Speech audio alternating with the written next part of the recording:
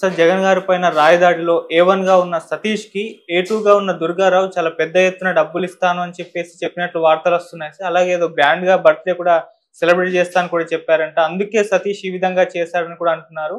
అయితే దీంట్లో బోండమ్మ గారి హస్తం ఉందని కూడా వార్తలు వినిపించాయి కదా సార్. మొత్తం మరి చూసుకుంటే అసలు ఏం జరిగింది? మరి ఇప్పుడు దుర్గారావుని కోర్టుకు పెడతారా లేదంటే మండే పెడతారా సార్? యాక్చువల్గా ఇది అనేక మలుపులు తిరుగుతుంది. ఈ బోండవమ్మ ఈ రోజు కూడా ప్రెస్ మీట్ పెట్టి మాట్లాడాడు. సో ఆయన ఏం ఆరోపిస్తున్నాడంటే ఇది మొత్తంగా కూడా కావాలని నన్ను ఇరికించడానికి చేస్తున్నారు. సో నాకు ఏ రకమైన సంబంధం లేదు, అది అక్కడ వాళ్ళ వ్యవహారం తప్ప నాకు సంబంధం లేదని అతను ఈరోజు మాట్లాడాడు. అయితే గతంలో ఆయన ఆరోపణలు ఈరోజు ఏమి చేయలే. గతంలో ఏం చేశాడు, అబ్బాయి రాయేయడానికి కారణం వచ్చి అక్కడ అన్న క్యాంటీన్ మూసేశారు. అట్లాగే వాళ్ళ అమ్మకు 200, ఈ అబ్బాయికి 300 ప్లస్ క్వార్టర్ బాటిల్ ఇస్తామని చెప్పారు. అవి ఇవ్వలేదు కాబట్టి అబ్బాయి కోపంతో ఏదో ఒక ఊరికే రాయిసిరాడు, అదేం పెద్ద విషయం కాదు అనేది కూడా ఆయన మొన్న మీడియాతో మాట్లాడాడు. మళ్ళీ ఈ రోజేమో వాళ్ళ ఆ విషయాలు అంతా మానేసి నాకు సంబంధం లేదు, నన్ను ఇరికించడానికి ట్రై చేస్తున్నారు అన్న వెర్షన్ని బలంగా తీసుకొచ్చాడు. ఎందుకంటే నిన్న ఈవినింగ్ 100 మంది పోలీసులు వచ్చారు, ఇవన్నీ మాట్లాడాడు. కానీ ఇటుపక్క వైసీపీ వాళ్ళేమో 100 మంది పోలీసులు లేదు, ఏం లేదు, మామూలుగా ఎలక్షన్ ఈ నామినేషన్లో వేస్తున్నారు కాబట్టి వేసిన వాళ్ళకి అందరికీ సెక్యూరిటీ ఇస్తున్నారు. అలాగా ఎలక్షన్ కమిషన్ ఒక 2 కానిస్టేబుల్ పంపించింది. దాన్ని చూసి అతను భయపడి చట్టం మార్చుకొని గోడ దూకి పారిపోయి అవతల వంగవీటి రాధాకు ఫోన్ చేసి అతని కారులో మొగల్రాజపురం వెళ్ళాడు. సో ఇదంతా అతను అతిగా భయపడడం వల్ల చేస్తున్నాడు. అతనికి ఏమీ రోల్ లేకపోతే అతను ఎందుకు భయపడాలి అనేది వీళ్ళు మాట్లాడుతారు. కానీ ఉమా మాత్రం తెలంగాణలో పోలీసుల పరిస్థితి చూశారు కదా, అంటే ఫోన్ ట్యాపింగ్లో అలాగా ఉంటుంది మీ పరిస్థితి అని పోలీసులను బెదిరిస్తున్నాడు. అంటే నిజంగా అతను ప్రేరేపించకపోతే భయపడాల్సిన అవసరమే ఉంది. ఎందుకంటే కోర్టులో కూడా ప్రైమా ఫేసి ఎవిడెన్స్ ఉంటేనే కోర్టు కూడా పరిగణలోకి తీసుకుంటుంది.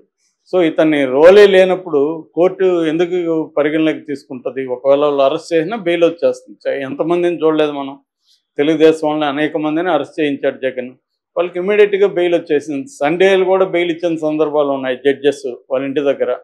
కాబట్టి ఏంటంటే ప్రైమా ఫేసి ఎవిడెన్స్ అనేది ముఖ్యం. మరి ఈయన ఏమన్నా చెప్పాడా ఏందనేది ఒకటి. రెండవది పోలీసుల బిహేవియర్ చూస్తే కూడా వాళ్ళు 16వ తేదీ దాదాపు 60 మందిని తీసుకొచ్చారు, రకరకాలుగా అందరినీ డౌట్ఫుల్గా తెచ్చారు. వాళ్ళందరినీ ఫైనల్కి వదిలేసి ఒక 6 మందిని పెట్టుకున్నట్టుగా తెలుస్తుంది. ఈ 6 మంది కూడా వడ్డెర కాలనీకి చెందిన వాళ్ళని చెప్తున్నారు. అందులో సతీష్ని మాత్రం ఇమీడియట్గా కోర్టు పెట్టారు. అంటే జనరల్గా పోలీసు ఈ ఇన్వెస్టిగేషన్స్ ఎలా ఉంటాయంటే వాళ్ళ మీద ప్రెజర్ ఉన్నప్పుడు ఫస్ట్ ఎవరినో ఒకరిని ముందు అసలు కోర్టుకు పెడతారు. కోర్టుకు పెట్టడం ద్వారా అరెస్ట్ చేసేసారు అన్న మీడియా ఇదంతా వస్తుంది, ఆ ప్రెజర్ తగ్గుతుంది. ఈ లోపల ఏం చేస్తారంటే మిగతా వీళ్ళకి ఎవరో డౌట్లు ఉన్నాయి వాళ్ళంతా తీసుకొస్తారు. ఇందులో ఫాల్స్ కేసులు కూడా పెట్టే అవకాశం ఉంది. ఫాల్స్ అసలు సంబంధం లేని వాళ్ళు కూడా ఇరికించడంలో పోలీసులు ఎక్స్పర్టైజ్ సాధించుంటారు. ఎవరు ఏమాత్రం సంబంధం లేకపోయినా దాని చుట్టూ ఒక కథలు వేసి పెట్టేస్తారు. అట్లేమన్నా ఇది పెడుతున్నారా అనేది కూడా బోండవం మాటలో డౌట్ వస్తుంది. ఎందుకంటే ఇప్పుడు ఈ 6 మందిని తీసుకెళ్ళి ఇన్ని రోజులు ఎందుకు పెట్టుకున్నారు? అక్రమ అరెస్టే కదా అది, వాళ్ళ కస్టడీలో పెట్టుకోకూడదు. తీసుకెళ్ళినాక వితిన్ 24 అవర్స్లో కోర్టుకు పెట్టాలి. ఎందుకు పెట్టట్లేదు? దీని మీద కోర్టు కూడా సెర్చ్ కమిటీని వేసింది. సెర్చ్ కమిటీ పోలీస్ స్టేషన్కి అన్నిటికీ వెళ్ళింది, ఎక్కడా లేదని మళ్ళీ కోర్టుకి చెప్పింది. అంటే ఇప్పుడు వాళ్ళు ఏమైనట్టు? కోర్టు కూడా దాన్ని సీరియస్గా తీసుకుంటున్నారు. మామూలుగా అయితే మరి హెబియస్ కార్పస్ ఎందుకు వేయలేదో తెలియదు సలీమి. హెబియస్ కార్పస్ వేస్తే పోలీసులను ఆదేశిస్తారు వాళ్ళు ఎక్కడున్నా వెతికి కోర్టు ముందు పెట్టమని. సో అది మరి ఎందుకు జరగలేదు తెలియదు. ఏదేమైనా నాకు తెలిసి ఈరోజు కానీ లేదా మండే కానీ దుర్గారావుని కోర్టుకి పెట్టే అవకాశం అయితే ఉంది. ఎక్కువ కాలం పెట్టుకోరు, ఎందుకంటే వాళ్ళ బంధువులంతా కూడా వచ్చి ఆందోళన చేస్తున్నట్టు తెలిసింది.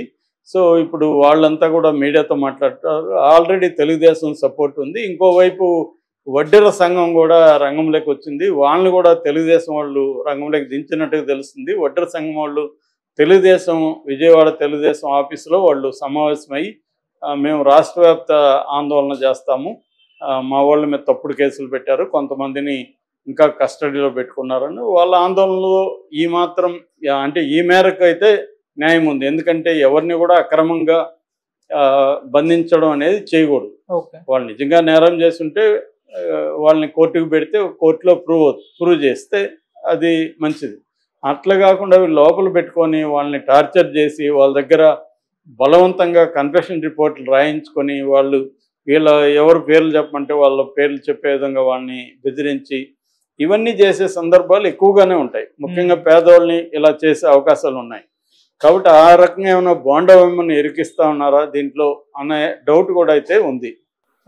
అయితే ఇక్కడ దుర్గారావు అయితే 2 నెలల నుంచి రాజకీయాలు యాక్టివ్గా తిరుగుతున్నాడని వాళ్ళ భార్య కూడా మీడియాతో మాట్లాడింది. మావాడు 2 నెలల నుంచి తిరుగుతున్నాడు, అప్పటి నుంచే ఈ సమస్యలు మాకు, అంతకుముందు మేము ప్రశాంతంగా ఉన్నామని చెప్తున్నారు. బట్ ఇప్పుడు పోలీసుల కథనం ఏంటంటే ఆ రోజు ఈ అబ్బాయి సతీష్కి బర్త్డే ఉందని, ఆ బర్త్డే సందర్భంగా అప్పుడు బర్త్డే పార్టీ ఇవ్వడానికి డబ్బులు లేకపోతే దుర్గారావు ఇదే సాగ్గా తీసుకొని అతను బర్త్డే పార్టీని నేను స్పాన్సర్ చేస్తాను, అయితే నువ్వు ఒక పని చేయాలి అని చెప్పి, ఇట్లా నీకు బాగా గురి ఉంది కదా, చెట్టు మీదకి ఏ చెట్టు మీదకి దేనైనా కొట్టగలగా శక్తి ఉంది కాబట్టి నువ్వు జగన్ మీద రాయి అని మంచిగా స్పాట్ చూసుకొని జగన్ తలకి కొట్టు అని అతనికి చెప్పాడని చెప్తున్నారు. దాంట్లో అలాగే ఒకసారి ట్రై చేస్తే ఫెయిల్ అయింది, రెండోసారి వివేకానంద స్కూల్ దగ్గర నుంచి వేశాడు, అది తగిలింది. సో దాని తర్వాత వీళ్ళంతా వెళ్ళి అక్కడ డాబా కొట్ల దగ్గర బర్త్డే పార్టీ చేసుకున్నారని, ఆ పార్టీకి మొత్తం డబ్బులు దుర్గారావే స్పాన్సర్ చేశాడని చెప్తున్నారు. సో ఆ పార్టీలో మందు, మటను, చికెను ఇవన్నీ బాగా చేసుకొని తిని దాని తర్వాత టపాసులు కూడా కాల్చారు, సక్సెస్ఫుల్గా మనకు జగన్కి తగిలింది అని హ్యాపీగా వాళ్ళు ఆ పార్టీ ఈ పార్టీ 2 చేసుకున్నారు అని పోలీసులు చెప్తున్నారు. సో ఇదంతా ఎంత నిజమో, ఎందుకంటే పోలీసులు చెప్పేదంతా కూడా ఆరోపణలు అవుతుంది తప్ప అది ప్రూవ్ అయితే తప్ప వాళ్ళని దోషులు అని చెప్పలేము. ఏదేమైనా ఇప్పటి వరకు జగనే చేయించుకున్నాడన్న నెరేటివ్ అయితే పక్కకి వెళ్ళిపోయింది. ఇప్పుడు తెలుగుదేశంలో కూడా అది మాట్లాడట్లేదు. ఆ విషయంలో పోలీసులు సక్సెస్ అయినట్టుగా తెలుస్తుంది. అంటే ఇది ఖచ్చితంగా అయితే సతీష్ అయితే వేశాడు అనేది అయితే వాళ్ళు చెప్తున్నారు. అయితే సతీష్ని ప్రేరేపించింది ఎవరు, దుర్గారావా లేకపోతే ఇంకా వేరే వాళ్ళు కూడా ఉన్నారా? దుర్గారావు అనేది కూడా ప్రూవ్ అయిపోయింది, అంటే పోలీసులు చెప్తున్నారు. అంటే A2 దుర్గారావు అని చెప్తున్నారు వాళ్ళు. అఫీషియల్గా చెప్పట్లేదు కానీ అన్అఫీషియల్గా మీడియాతో చెప్తున్నారు A2 దుర్గారావు అని. ఇప్పుడు నెక్స్ట్ ఒక 12 మంది సాక్షులను పెట్టారు దీంట్లో. అంటే జగన్ దగ్గర నుంచి, వెల్లంపల్లి దగ్గర నుంచి, జగన్కి సెక్యూరిటీ దగ్గర నుంచి అందరినీ. అందులో కొంతమంది ఆ కాలనీలో ఉండే మైనర్స్ కూడా ఉన్నారు. ఎల్ఐ అనే ఒక కొడుకు కూడా ఉన్నాడు అని చెప్తున్నారు. ఎందుకంటే ఆ కొడుకు రాయి వేసిన తర్వాత వాళ్ళ ఇంటికి వెళ్ళి వాళ్ళ నాన్నతో ఇలా జరిగింది, నాకు భయంగా ఉందని చెప్తే వాళ్ళ నాన్న ఇమ్మీడియట్గా VRO దగ్గరికి తీసుకెళ్ళి స్టేట్మెంట్ ఇప్పించాడని, VRO పోలీసులతో మాట్లాడారని ఇవన్నీ చెప్తున్నారు. సో ఇది ఎంతవరకు ఇవన్నీ వాస్తవము, లేదా వీళ్ళేమన్నా ఫోర్స్ చేసి ఇలా చెప్పించారా?